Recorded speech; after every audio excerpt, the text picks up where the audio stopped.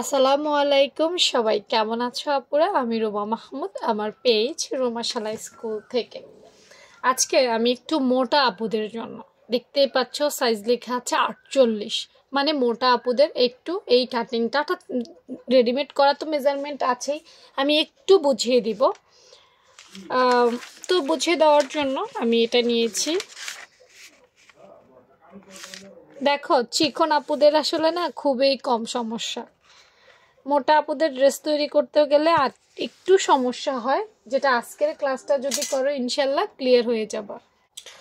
মোটা আপুদের জন্য দেখতে পাচ্ছ গলার পাশটা নেওয়া হয়েছে 3 ইঞ্চি, ঠিক আছে? এই গলার পাশটা নেওয়া হয়েছে 3 ইঞ্চি, লম্বা হয়েছে 7 ইঞ্চি।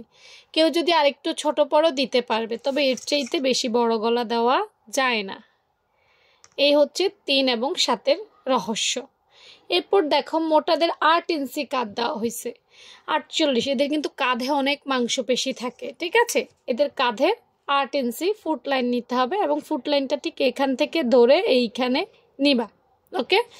এবং তাদের মহড়াটা 6.5 নেওয়া হয়েছে। অনেকের প্রশ্ন, আপু মোটা হইলে মানুষের কি মহড়া বেড়ে যাবে? আরে না, মোটা হইলে মানুষের মহড়া বাড়বে না, মোটা হইলে মানুষের মহড়া কমে যায় কাটিংয়ের জন্য। আমি আমার মতো করে একটা হিসেব নিছি, কথা বুঝো, সেজন্য 6.5 দিছি।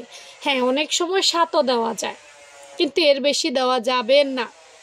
আমি আমার মেজারমেন্ট অনুযায়ী, যেহেতু মহড়ার মেজারমেন্টটা শুধুমাত্র হাতের উপরে ডিপেন্ড করে হয় না, একটা ডিজাইনার গলা, কাঁধের, এগুলোর উপরে ডিপেন্ড করে নিতে হয়, সেজন্য আমি 6.5 নিয়েছি মহড়া, ঠিক আছে?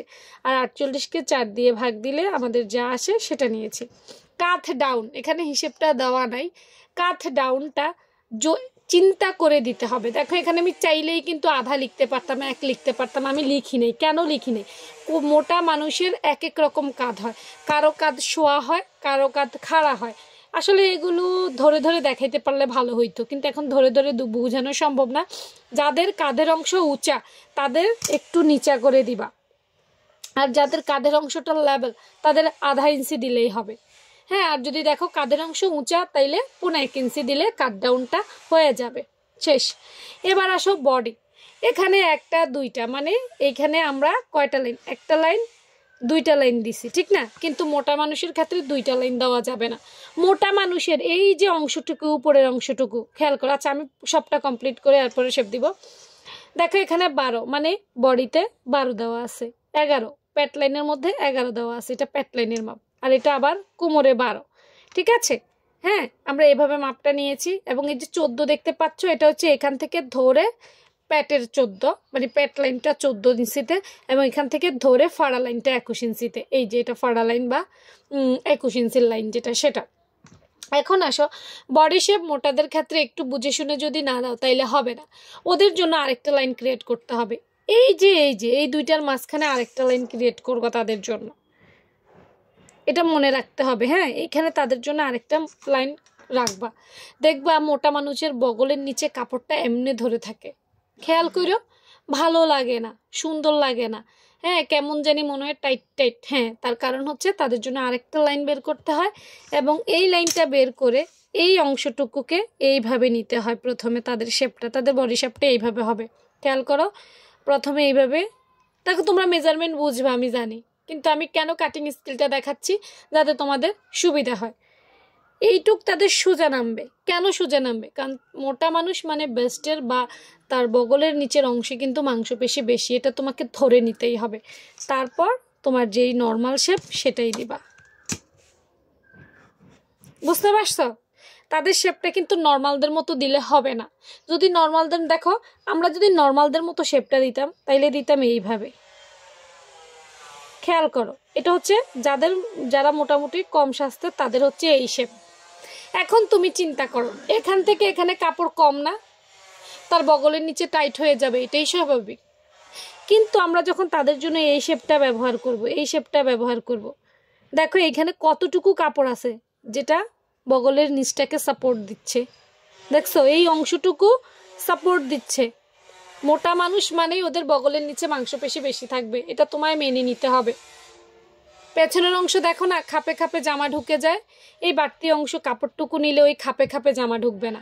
মোটা মানুষের জামা পরার পর পেছন দিকে তাকাইও, পেছন দিকের ভিউটা দেখো যে তার খাপে খাপে ঢুকে গেছে কাপড়, খাপে খাপে বিশ্রী দেখা যায়, খুবই মানে দৃষ্টিকটু একটা থাকে।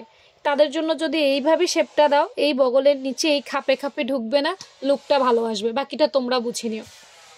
আচ্ছা, বাকি হচ্ছে আমি এখানে তার সাইড ঘেরে নিয়েছি 14 ইঞ্চি, দেখতেই পাচ্ছ। 1 4 14 নিয়েছি এবং লম্বা আমি 45 ইঞ্চি নিয়েছি। এটা তো আসলে বুঝতে হবে না, আমি জাস্ট মোটা আপুদের যেই জিনিসটা, এই জিনিসটাকে বেশি ফোকাস করতে চাই। বাকি তো নর্মাল একটা কামিজের মতো, ওখানে তো আর কিছুই নেই নাকি। হ্যাঁ, তো আসো। আর তালপাট, তাদের জামা যদি তালপাট কাটো তাহলে 1 ইঞ্চি কাইটো, এটা আমি এখানে দেই নেই।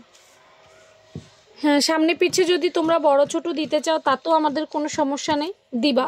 হ্যাঁ, ওগুলো তোমাদের মতো দিবা, যেহেতু মেজারমেন্ট বোঝা মানে তোমরা কিছু জানো, ঠিক আছে। জিরো লেভেলের মেজারমেন্ট বুঝবে না। দেখো এই শেপটাকে কিভাবে করবা, এই শেপটাকে হালকা করে মিলাইতে হবে। তুমি একদম যদি খাড়া খাড়া মিলাও তাইলে কিন্তু হবে না, এই শেপটাকে হালকা করে মিলাইতে হবে, শেপ আনতে হবে। কোনা করলে কিন্তু কখনো সেলাই করা যায় না, এইটা মনে রাখবা। হ্যাঁ, এই শেপটাকে হালকা করে ঘুরিয়ে মিলিয়ে তারপর করতে হবে। এই শেপটাকে সবসময় মনে রাখবা, এই শেপটাই মিলানোইটা হচ্ছে খুব টাফ, এবং এটাকে সুন্দর করে এই জায়গাটাকে মিলিয়ে এনে তোমাকে কাজ করতে হবে। তো এই ধরনের ট্রিক্স পেতে অবশ্যই পেজটা ফলো রাখবে।